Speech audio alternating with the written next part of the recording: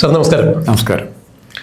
തെരഞ്ഞെടുപ്പ് അതിഗംഭീരമായ രീതിയിൽ ജനങ്ങളെ സ്വാധീനിക്കത്തക്ക രീതിയിലുള്ള പ്രചരണങ്ങളുമായി എല്ലാ മുന്നണികളും മുന്നിട്ടിറങ്ങിയിരിക്കുന്നു. വീട് വീടാന്തരം കയറിയിറങ്ങി സ്ഥാനാർത്ഥികളുടെ പ്രവർത്തകരും എല്ലാവരും എല്ലാ വോട്ടുകളും അവനവൻ്റെ പെട്ടിയിലാക്കാനുള്ള ശ്രമം നടക്കുന്നു. ഇതിനിടയിൽ CPM-ൻ്റെ സംസ്ഥാന സെക്രട്ടറിയായ MV ഗോവിന്ദനെ പെട്ടിയിലാക്കുന്ന ഒരു പ്രവൃത്തി ബഹുമാന്യനായ മുഖ്യമന്ത്രി പിണറായി വിജയൻ്റെ ഭാഗത്തു നിന്നുണ്ടായിരിക്കുന്നു. താങ്കളത് അറിഞ്ഞു കാണും. എല്ലാ തെരഞ്ഞെടുപ്പ് കാലത്തും ഇടതുപക്ഷ ജനാധിപത്യ മുന്നണിയുടെ അഥവാ CPM-ൻ്റെ ഇടതുപക്ഷ ജനാധിപത്യ മുന്നണി എന്ന് പറഞ്ഞ് ഞാനൊന്ന് മാറ്റി പറയുന്നു, CPM-ൻ്റെ സംസ്ഥാന സെക്രട്ടറിമാർ പത്രസമ്മേളനം നടത്താറുണ്ട്. കോടിയേരി ബാലകൃഷ്ണൻ സെക്രട്ടറി ആയിരുന്നപ്പോൾ ദിവസം പ്രതി, ഇന്നിപ്പോൾ പിണറായി വിജയൻ നടത്തുന്നത് പോലെ ദിവസം പ്രതി പത്രസമ്മേളനം നടത്തുമായിരുന്നു. MV ഗോവിന്ദനും തെരഞ്ഞെടുപ്പ് പ്രഖ്യാപനത്തിന് ശേഷം പത്രസമ്മേളനം അത്യാവശ്യം നടത്തിക്കൊണ്ടുവരുന്ന സമയത്ത് തന്നെ പിണറായി വിജയൻ അതിന് കടും വെട്ടിയിരിക്കുന്നു. അതിന് പറഞ്ഞൊരു കാരണം, താങ്കൾ ഇനി പത്രസമ്മേളനം നടത്തേണ്ടതില്ല, അവിടെ തളിപ്പറമ്പിൽ സ്വന്തം ഭാര്യ PK ശ്യാമള മത്സരിക്കുന്നുണ്ട്, അവരുടെ വിജയത്തിന് വേണ്ടി അവിടെ പോയി കേന്ദ്രീകരിച്ച് പ്രചരണ രംഗത്ത് ചുക്കാൻ പിടിച്ച് അവിടെ തെരഞ്ഞെടുപ്പ് കാര്യങ്ങൾ നോക്കി അവിടെ നിൽക്കാനാണ് പറഞ്ഞിരിക്കുന്നത്. CPM-ൻ്റെ സംസ്ഥാന സെക്രട്ടറിയോടാണ് സ്വന്തം ഭാര്യയുടെ കാര്യം നോക്കി തളിപ്പറമ്പ് മണ്ഡലത്തിൽ പോയി കാര്യം നോക്കാൻ പറയുന്നത്. 140 മണ്ഡലത്തിലെയും കാര്യങ്ങൾ നോക്കേണ്ട പാർട്ടി സംസ്ഥാന സെക്രട്ടറിയോട് ഭാര്യ മത്സരിക്കുന്നിടത്ത് പോയി കാര്യങ്ങൾ നോക്കൂ, പത്രസമ്മേളനം നടത്തണ്ട എന്ന് പറയുന്നു. മാത്രമല്ല, MV ഗോവിന്ദനേക്കാൾ എത്രയോ പാർട്ടിയിൽ ജൂനിയറായ M സ്വരാജിനെ CPM-ന് വേണ്ടി പത്രസമ്മേളനം നടത്തുന്നതിന് വേണ്ടി പിണറായി വിജയൻ അവരോധിച്ചിരിക്കുന്നു എന്ന് പറയുമ്പോൾ അക്ഷരാർത്ഥത്തിൽ ഗോവിന്ദൻ്റെ മുഖമടച്ച് കിട്ടിയ അടി തന്നെയല്ലേ ഇത്? ഏറ്റവും രസം, ഈ ശൈലജ ടീച്ചറാണ് ഏറ്റവും ഉയർത്തി പൊക്കി പറഞ്ഞുകൊണ്ടിരുന്ന നേതാവ്, വേറൊരു നേതാവ്. അതായത് പിണറായി വിജയനേക്കാൾ ഇടതുപക്ഷത്തിലും ജനങ്ങൾക്കിടയിലും സ്വീകാര്യതയുള്ള കൂടുതൽ ജനകീയമായ മുഖം CPM-ൽ ശൈലജ ടീച്ചറുടേതാണ് എന്നൊരു പക്ഷേ അവർ വളരെ ദീർഘവീക്ഷണമുള്ള സ്ത്രീയായിരുന്നു. അവർ ഈ കോവിഡ് പ്രമാണിച്ച് മാസ്ക് മേടിച്ചപ്പോൾ കുറേ കൂടുതൽ മേടിച്ചു. കൂടുതൽ മേടിച്ചതിൽ ഇപ്പോൾ ആ പല മാസ്കുകളും പിണറായി വിജയൻ ആവശ്യമായിട്ട് വരികയാണ്. അതിലൊരു മാസ്ക് എടുത്ത് ഗോവിന്ദൻ്റെ വായും ചുണ്ടും മാസ്ക് ചെയ്തു. ഒന്നും സംസാരിക്കാൻ പാടില്ല. ഗോവിന്ദന് വീട്ടിൽ ശ്യാമള വോട്ട് പിടിക്കാൻ പോകുമ്പോൾ വീട്ടിലെ ഒത്തിരി കാര്യങ്ങൾ ചെയ്യാനുണ്ട്, കുടുംബകാര്യങ്ങൾ ചെയ്യാനുണ്ട്. അതൊരു നിശബ്ദ തടവറയിലേക്ക് മാറ്റി എന്ന് വേണമെങ്കിൽ വിശേഷിപ്പിക്കാം, ഒരു വീട്ടുകാരങ്ങൾ. അപ്പോൾ അങ്ങനെ ഗോവിന്ദനെ ഒഴിവാക്കി. ഇനി അടുത്തത് മാസ്ക് ഉണ്ടായിരുന്ന വേറൊരാളുടെ മാസ്ക് എടുത്ത് വഴിയിലേക്ക് വിട്ടിട്ടുണ്ട്. അത് സ്വരാജ് ഒന്നും ഉണ്ടായിരിക്കുകയായിരുന്നു. ഇതുവരെ സ്വരാജിനെ കുറിച്ച് ഒരാളുടെ മാസ്ക് എടുത്തു, വേറെ ആളുടെ മാസ്ക് വീണ്ടും ഒട്ടിച്ചു. 2024 നിയമസഭാ തെരഞ്ഞെടുപ്പിൽ സ്വരാജ് ഉൾപ്പെടെയുള്ള CPM-ലെ യുവജനങ്ങളെ മാറ്റി നിർത്തി. അപ്പോൾ ഇവിടെ ഇനി CPM-ൽ പാർട്ടി സെക്രട്ടറി എന്ന് പറഞ്ഞാൽ ലോകം മുഴുവൻ കമ്മ്യൂണിസ്റ്റ് പാർട്ടിയുടെ സെക്രട്ടറി എന്ന് പറഞ്ഞാൽ അവരാണ് ഏറ്റവും പരമാധികാരി. ലോകത്ത് എല്ലായിടത്തും, ബംഗാളിലാണേലും റഷ്യയിലാണേലും ചൈനയിലാണേലും ഉത്തര കൊറിയ എല്ലാം സെക്രട്ടറിയുടെ പേരിൽ അറിയപ്പെടുന്നത്. പക്ഷെ കേരളത്തിൽ അങ്ങനെ ആയിരുന്നു. അത് പ്രത്യേകിച്ചും പിണറായി വിജയൻ്റെ കാലത്തൊക്കെ പാർട്ടി സെക്രട്ടറി എന്ന് പറയാൻ അപ്പുറത്തേക്ക് ഒരു അഭിപ്രായമില്ലായിരുന്നു. കോടിയേരി ബാലകൃഷ്ണൻ കുറച്ചൊക്കെ അത് മെയിൻറ്റെയിൻ ചെയ്യാൻ പറ്റി. അല്ല സാറേ, ഒന്ന് ഇടപെട്ടോട്ടെ. അതായത് കോടിയേരി ബാലകൃഷ്ണൻ എന്ന് പറഞ്ഞ CPM-ൻ്റെ സംസ്ഥാന സെക്രട്ടറി പിണറായി വിജയൻ്റെ റിമോട്ട് കൺട്രോളിൽ തന്നെ ആയിരുന്നില്ലേ? കോടിയേരി ബാലകൃഷ്ണൻ ചില സമയങ്ങളിലൊക്കെ അസർട്ടീവ് ആയിട്ടുണ്ട്. പക്ഷേ അദ്ദേഹത്തിൻ്റെ മക്കളുമായിട്ട് ബന്ധപ്പെട്ട പ്രശ്നങ്ങൾ വന്നപ്പോൾ പിണറായി വിജയൻ വ്യക്തിപരമായ പ്രശ്നങ്ങളെ നന്നായി ബ്ലാക്ക് മെയിൽ ചെയ്യാൻ ഉപയോഗിക്കും. അല്ല, പിണറായി വിജയൻ പറയുന്ന കാര്യങ്ങൾ അതേപടി പ്രാവർത്തികമാക്കുക, അത് പാർട്ടിയുടെ നയമാണ് എന്ന രീതിയിൽ പാർട്ടിക്ക് വേണ്ടി പറയുന്നു, അല്ലെങ്കിൽ പാർട്ടിയുടെ സംസ്ഥാന സെക്രട്ടറിയെ കൊണ്ട് പിണറായി വിജയൻ തനിക്ക് താല്പര്യമുള്ള കാര്യങ്ങൾ പറയിപ്പിക്കുന്ന അവസ്ഥയിലായിരുന്നു കോടിയേരി ബാലകൃഷ്ണൻ പാർട്ടി സെക്രട്ടറി ആയിരുന്നപ്പോൾ എന്നുള്ളതൊരു ആക്ഷേപം കൂടി ഉണ്ട്. അത് ഒരു സമർത്ഥമായ രാഷ്ട്രീയത്തിലെ കലയാണ്. രാജ്യത്തിൻ്റെ താല്പര്യം പാർട്ടിയുടെ താല്പര്യമാക്കുക, പാർട്ടിയുടെ താല്പര്യം എൻ്റെ താല്പര്യമാക്കുക, അങ്ങനെ എൻ്റെ താല്പര്യം നേടിയെടുക്കാനുള്ള ഏറ്റവും നല്ല ആയുധമാക്കുക പാർട്ടിയെ മാറ്റാം. ഇവിടെ എൻ്റെ ഗോവിന്ദൻ ഏതെങ്കിലും കാര്യത്തിൽ പാർട്ടിക്ക് ഗുണകരമായ ഒരു അഭിപ്രായം ഗോവിന്ദൻ ചെയ്തിട്ടില്ല. ഗോവിന്ദനെ മാറ്റിയതിന് ഒത്തിരി ജസ്റ്റിഫിക്കേഷൻ പാർട്ടി കമ്മിറ്റി പറയാനുണ്ട്, ഒത്തിരി ജസ്റ്റിഫിക്കേഷൻ. അല്ല, ഗോവിന്ദൻ പാർട്ടി സെക്രട്ടറിയായി ഗോവിന്ദനെ അവരോധിച്ചപ്പോൾ തന്നെ EP ജയരാജനെ പോലുള്ള ആളുകൾ അന്ന് തന്നെ വട്ടമുടഞ്ഞിട്ടുണ്ട്. പക്ഷേ ഇപ്പോൾ സംഭവം ലേറ്റസ്റ്റ് ഡെവലപ്മെൻറ്റ് നമുക്ക് കിട്ടുന്ന വിവരങ്ങൾ ശരിയാണെങ്കിൽ അത് കേവല ഊഹാപോഹങ്ങളായിരിക്കാം, വ്യാഖ്യാനങ്ങളായിരിക്കാം, ആരുടെയെങ്കിലും സാങ്കല്പിക ഉത്തരങ്ങളായിരിക്കാം. കണ്ണൂരിലെ പാർട്ടിയുടെ ആ കോട്ട, അപ്പോൾ അതിൽ EP Jayarajan, MV Jayarajan, P Jayarajan plus Prakashan master, Govinda master, ഇങ്ങനെയുള്ളവരെല്ലാം കൂടെ ചേർന്നുള്ള ആ കോട്ട തകർന്നിരിക്കും. കോട്ട ഇപ്പോൾ ആടി ഒലഞ്ഞുകൊണ്ടിരിക്കുകയാണ്. ആടി ഒളിഞ്ഞുകൊണ്ടിരിക്കുന്നു. ഈ ക്യാപ്റ്റനെ വെച്ചുകൊണ്ട് കപ്പിത്താനെ വെച്ചുകൊണ്ട് ഒരു ചെറിയ വള്ളം പോലും അക്കരത്തെ ഒരു തോട്ടിലെ കടവ് പോലും ഒരു ചെറിയ വെള്ളക്കെട്ട് പോലും കിടക്കാൻ പറ്റില്ല എന്ന് ഇവർ തിരിച്ചറിഞ്ഞിരിക്കുന്നു. അല്ല, CPM-ന്റെ അനുവാദമില്ലാതെ ആ ചെങ്കോട്ടയ്ക്ക് അകത്തോ പുറത്തോ ഒരു ഈച്ച പോലും പാറില്ല എന്ന അവസ്ഥയായിരുന്നു കണ്ണൂരിൽ. ഇന്നിപ്പോൾ എനിക്ക് തോന്നുന്നത് TP ചന്ദ്രശേഖരൻ്റെ വധത്തിന് ശേഷമാണ് കുറച്ചെങ്കിലും കണ്ണൂരിലെ CPM-ന്റെ ആ രാഷ്ട്രീയവും അക്രമ രാഷ്ട്രീയവും അഭിപ്രായ സ്വാതന്ത്ര്യമില്ലാത്ത പാർട്ടിയുടെ അപജയങ്ങളെക്കുറിച്ചെല്ലാം കുറച്ചെങ്കിലുമൊക്കെ കേരളം അറിയാൻ തുടങ്ങിയത് അന്നോട്ടാണ്. പക്ഷേ അത് ഇപ്പോൾ അതിൻ്റെ വ്യാപകമായി ശക്തനായ ഒരു കേന്ദ്രം ഉണ്ടായിരുന്നപ്പോൾ ഇവിടെ പിണറായി വിജയൻ ശക്തനായിരുന്ന കാലത്ത് പാർട്ടി സെക്രട്ടറി ആയിരുന്നു. 2 ആഴ്ച മുമ്പ് അല്ല 1 മാസം മുമ്പാണെങ്കിൽ ഇലക്ഷൻ ഇപ്പോൾ വരുന്നില്ലായിരുന്നെങ്കിൽ പിണറായി വിജയൻ പഴയ രീതിയിൽ തന്നെ ഇപ്പോഴും തുടർന്നേനെ. അല്ല, ആ ധാർഷ്ട്യത്തിനും അല്ലെങ്കിൽ പിണറായി വിജയൻ്റെ അത്തരം നടപടിക്രമങ്ങൾക്കൊന്നും വലിയ മാറ്റം വന്നിട്ടില്ല എന്നുള്ളതാണ് നമ്മൾ തിരുവല്ല അടക്കം അല്ലെങ്കിൽ കഴിഞ്ഞ ദിവസം കൊല്ലത്ത് നടത്തിയ മാധ്യമ സമ്മേളനത്തിലടക്കം നമ്മൾ മുഖ്യമന്ത്രിയുടെ സ്വഭാവ വൈശിഷ്ട്യം നോക്കി കണ്ടത്.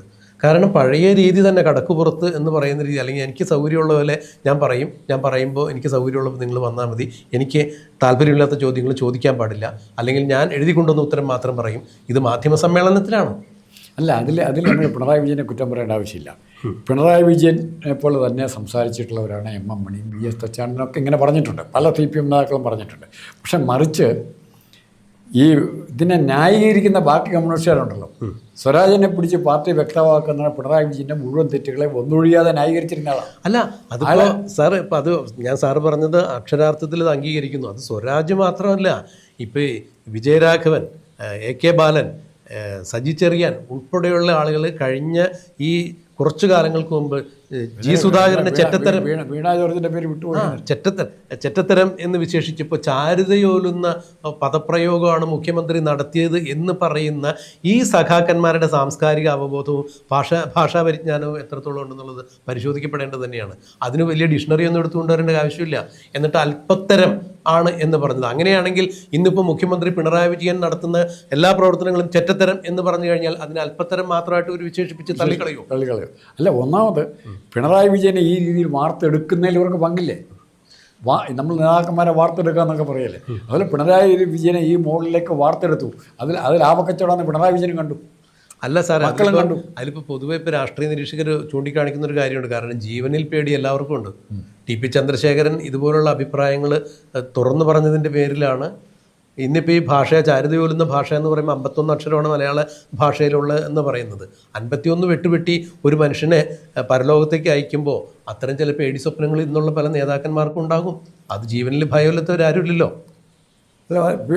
TP ചന്ദ്രശേഖരൻ്റെ സംഘടനാപരമായ മാർക്സിസ്റ്റ് പാർട്ടിയുടെ പ്രശ്നം മാത്രമല്ല, സാമ്പത്തികമായ തെറ്റായ നിലപാടുകൾ TP ചന്ദ്രശേഖരൻ ലോട്ടറി ഉൾപ്പെടെയുള്ള പ്രശ്നങ്ങളെ തീർച്ചയായിട്ടും അവർക്കൂടെ ഇതിനകത്ത് പങ്കുണ്ടെന്നാണ് പറയുന്നത്. അവരുടെ താളത്തിന് പിണറായി വിജയൻ തുള്ളാൻ അങ്ങനത്തെ പുറമേയുള്ള ബിസിനസ്സുകാരുടെ താളത്തിന് സാന്റിയാഗോ മാർട്ടിൻ്റെയും അല്ലെങ്കിൽ ചാക്ക് രാധാകൃഷ്ണൻ്റെയും ഇവരുടെ താളത്തിന് വേണ്ടി പിണറായി വിജയൻ ചലിക്കാൻ തുടങ്ങിയപ്പോൾ അഴിമതി എവിടെയുണ്ടോ അഴിമതി അത് കളവ് മറക്കാൻ ആരെങ്കിലുമൊക്കെ എല്ലാ കാലത്തും ഇല്ലായ്മയാണ്. അല്ല, CPM അതിൻ്റെ പ്രഖ്യാപിത നയങ്ങളിൽ നിന്ന് വഴിമാറി സഞ്ചരിച്ചപ്പോൾ ആദർശധീരതയുള്ള നേതാവെന്ന രീതിയിൽ അത് തിരുത്താൻ വേണ്ടി ശ്രമിച്ചു, നടന്നില്ല. അതുകൊണ്ട് ഇനി എനിക്ക് ഇതിൽ തുടരാൻ പറ്റില്ല എന്ന് കരുതി അദ്ദേഹം വേറൊരു പാർട്ടി ഉണ്ടായിപ്പോയി. അതാണ് സംഭവിച്ചത്. ഇന്നിപ്പോൾ ഈ G സുധാകരനും TK ഗോവിന്ദനും എല്ലാം പാർട്ടിയിൽ നിന്ന് പുറത്തു വരുമ്പോഴും TP ചന്ദ്രശേഖരൻ്റെ അതേ അവസ്ഥയിലേക്ക് തന്നെ ഇപ്പോഴും കുലംകുത്തി വർഗ്ഗശത്രു എന്നൊക്കെ വർഗ്ഗവഞ്ചകർ എന്നൊക്കെ പറഞ്ഞാണ് വിശേഷിപ്പിക്കുന്നത്. നമ്മളിനി വിഷയത്തിൽ നിന്ന് മാറുന്നില്ല, പത്രസമ്മേളനത്തിലേക്ക് തന്നെ വരാം. അപ്പോൾ MV ഗോവിന്ദൻ തുടർച്ചയായിട്ട് പത്രസമ്മേളനം നടത്തുകയാണെങ്കിൽ ഇടതുപക്ഷത്തിനെതിരെ നിൽക്കുന്ന സ്ഥാനാർത്ഥികൾ ആരായാലും അവർ ഈസിയായി ജയിച്ചു പോകും എന്നൊരു റിപ്പോർട്ട് പിണറായി വിജയന് കിട്ടി. മാത്രമല്ല, അമ്പലപ്പുഴയിൽ മത്സരിക്കുന്ന പാർട്ടിയായിട്ട് 63 വർഷത്തെ ബന്ധം വിച്ഛേദിച്ച് പുറത്തു വന്ന G സുധാകരൻ, പുത്തൻകൂറ്റ് നേതാക്കന്മാർക്കെതിരെ കൊടിയുയർത്തിക്കൊണ്ട് പുറത്തു വന്ന G സുധാകരൻ ഒരു കാര്യം പറഞ്ഞിട്ടുണ്ടായിരുന്നു. അമ്പലപ്പുഴയിലോ ആലപ്പുഴയിലോ എവിടെയെങ്കിലും MV ഗോവിന്ദൻ വന്ന് എനിക്കെതിരെ പ്രസംഗിച്ചു കഴിഞ്ഞാൽ എൻ്റെ ഭൂരിപക്ഷം അത്രയും കൂടും. അതായത് MV ഗോവിന്ദൻ വായ തുറന്നാൽ അത്രയും വിടുവായത്ത് ആയിരിക്കും എന്നുള്ളത് G സുധാകരൻ വരെ പറയുമ്പോൾ അത് പിണറായി വിജയൻ കൺഫേം ചെയ്യുന്നുണ്ട്. അത് പിണറായി വിജയൻ തിരിച്ചറിഞ്ഞിരിക്കണം. കാരണം തിരിച്ചറിഞ്ഞ് ഇതിനൊരു തടയിട്ടില്ല എന്നുണ്ടെങ്കിൽ തൻ്റെ കാര്യം വരെ പരിങ്ങലിലാകും. പിണറായി വിജയൻ ധർമ്മമെടുത്ത് ജയിക്കും എന്നുള്ളതാണ് ഇപ്പോൾ പറയപ്പെടുന്നത്. ഇനിയിപ്പോൾ അദ്ദേഹം മാത്രം ജയിച്ചു വന്നുകൊണ്ട് അദ്ദേഹത്തിനൊന്നും ചെയ്യാൻ പറ്റത്തില്ലല്ലോ. അതുകൊണ്ട് തന്നെ തനിക്ക് ഒരു മന്ത്രിസഭ ഉണ്ടാക്കത്തക്ക രീതിയിലേക്ക് ആളുകൾ ജയിച്ചു വരണം എന്നുണ്ടെങ്കിൽ എം.വി. ഗോവിന്ദനെ തളിപ്പറമ്പിൽ കൊണ്ടുപോയി അവിടുത്തെ കാര്യങ്ങൾ മാത്രം നോക്കാൻ ഏൽപ്പിച്ചില്ല എന്നുണ്ടെങ്കിൽ പണി പാളും. പാർട്ടിയുടെ നയങ്ങൾ പിണറായി എന്താണോ പറയാൻ ഉദ്ദേശിക്കുന്നത് അത്തരം കാര്യങ്ങൾ പുറത്തു പറയാൻ വേണ്ടി എം സ്വരാജിനെ ഇറക്കിയിരിക്കുന്നു. അക്ഷരാർത്ഥത്തിൽ എം.വി. ഗോവിന്ദനെ എം സ്വരാജിനെ ഇറക്കി വെട്ടി എന്ന് തന്നെയാണ് രാഷ്ട്രീയ നിരീക്ഷകർ ചൂണ്ടിക്കാണിക്കുന്നത്. ഇവിടെ മറ്റൊരു കാര്യം കൂടി പ്രസക്തമാകുന്നു. അതായത് ഈ വരുന്ന 2026 തെരഞ്ഞെടുപ്പിൽ ഇടതുപക്ഷ ജനാധിപത്യ മുന്നണി ജയിച്ചില്ല, ഇടതുപക്ഷത്തിനൊരു സർക്കാർ ഉണ്ടാക്കാൻ സാധിച്ചില്ല എന്നുണ്ടെങ്കിൽ തീർച്ചയായും പാർട്ടിയുടെ സംസ്ഥാന സെക്രട്ടറിയിൽ വളരെ വലിയൊരു അഴിച്ചുപണി വരും. എം.വി. ഗോവിന്ദൻ എന്തായാലും ചിത്രത്തിൽ ഉണ്ടാകില്ല എന്നാണ് പറയാൻ കഴിയുക. പകരം അങ്ങനെയാണ് എന്നുണ്ടെങ്കിൽ നമ്മൾ ഇത്തരം കാര്യങ്ങൾ സംസാരിക്കുമ്പോൾ ഈ പാർട്ടിയെ കുറിച്ച് നിങ്ങൾക്കൊരു ചുക്കും അറിയില്ല എന്ന് ഇവരുടെ സൈദ്ധാന്തികരൊക്കെ വിളിച്ചു പറയുമായിരിക്കും. എങ്കിലും രാഷ്ട്രീയം കൃത്യമായി നോക്കിക്കാണുന്ന ആളെന്ന രീതിയിൽ CPM 2026 തെരഞ്ഞെടുപ്പിന് ശേഷം അവരുടെ സംസ്ഥാന സെക്രട്ടറി അടക്കം എങ്ങനെയുള്ള മാറ്റങ്ങളായിരിക്കും ഉണ്ടാകുക CPM എന്ന പാർട്ടിയിൽ? സംസ്ഥാന സെക്രട്ടറി പെട്ടെന്ന് മാറ്റം ഉണ്ടാകുകയില്ല. ഇപ്പോൾ ഒറ്റ കാര്യമാണ് ഗോവിന്ദൻ്റെ സംഭാവന എന്ന് പറഞ്ഞാൽ ഈ കേരളയിലെ കുറ്റികളും റെയിൽപ്പാളങ്ങൾ ഇപ്പോൾ ഇട്ടിരിക്കുന്ന റെയിൽപ്പാളങ്ങൾ മുഴുവൻ പറിച്ചുകൊണ്ട് പോയാലും സ്റ്റേഷനുകൾ വേണ്ടെന്ന് വെച്ചാലും ഗോവിന്ദൻ്റെ ഒരു പ്രയോഗം, അപ്പക്കച്ചവടവും നമ്മുടെ മനസ്സിൽ നിന്ന് മാറിയില്ല. 19 വണ്ടി അങ്ങോട്ട് പോകുമ്പോൾ 19 വണ്ടി ഇങ്ങോട്ട് വരും എന്നൊക്കെ അത് മാറിയില്ല. അപ്പം അങ്ങനത്തെ ചില കമൻറ്റ് വഴി ശാശ്വതമായ ഡാമേജ് മാർക്സിസ്റ്റ് പാർട്ടിക്കല്ലേ CPM-ന് അല്ലെങ്കിൽ ഗവൺമെൻറ്റിന് ഗോവിന്ദൻ ഉണ്ടാക്കി കഴിഞ്ഞു. അത് ഗോവിന്ദൻ തിരിച്ചറിഞ്ഞു. അതുപോലെ തന്നെ ഡാമേജ് ഉണ്ടാക്കിക്കൊണ്ടിരിക്കുന്ന പിണറായി അതേ ഡാമേജ് തന്നെ വാ തുറന്ന ഡാമേജ്. അത് പിണറായി പറയുന്നില്ല, ഗോവിന്ദൻ്റെ കാര്യം മാത്രമേ പറഞ്ഞുള്ളൂ. മിണ്ടാതിരിക്കാൻ പറയേണ്ട രണ്ടാമത്തെ ആളാരായിരുന്നറിയോ? വാ തുറക്കരുത് എന്ന പാർട്ടി കമ്മിറ്റിക്ക് തൻ്റെ ഉണ്ടായിരുന്നെങ്കിൽ പറയേണ്ടിയിരുന്ന ആൾ പിണറായി വിജയനോടുകൂടെ പറയണമായിരുന്നു. അല്ല സാർ, രാജാവ് നഗ്നനാണെന്ന് വിളിച്ചു പറയാൻ അവിടെ ആരും ഇല്ലല്ലോ. ഇപ്പം നോക്കൂ, ഈ തിരുവല്ലയിലും കൊല്ലത്തും ഒക്കെ എന്താണ് ഉണ്ടായത്? മാധ്യമ സമ്മേളനം നടത്തുമ്പോൾ അവിടെ മാധ്യമങ്ങൾ ചോദിക്കുന്ന ചോദ്യങ്ങൾക്ക് ഉത്തരം പറയുന്നില്ല. ദേശാഭിമാനിയോടും കൈരളി TV-യോടും മാത്രം പ്രതികരിക്കുന്നു. ശേഷം മൈക്ക് ഓഫ് ചെയ്ത് എഴുതിയിട്ട് പോകുന്നു. അല്ല, അവരോട് പ്രതികരിക്കുകയല്ല, അവരെഴുതി കൊടുത്ത ചോദ്യം ഉത്തരം പറയാം. പ്രതികരണം എന്ന് പറഞ്ഞാൽ ഇല്ല, ഇങ്ങനെ പ്രതികരിക്കാൻ കഴിവില്ല.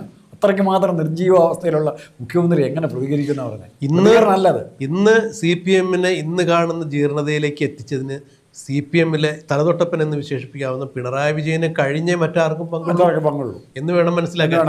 ഇവിടെ ഒരു M.V. ഗോവിന്ദനെ മാറ്റി നിർത്തി തൊലിപ്പുറത്തൊരു ചികിത്സ നടത്തിയോണ്ട് CPM-ന് ഫലപ്രദമായ രീതിയിൽ 2026 കയറിപ്പോരാൻ പറ്റില്ല എന്ന് തന്നെയാണ് അല്ലേ? M.V. ഗോവിന്ദൻ്റെ സ്ഥിതി കഷ്ടമല്ലേ?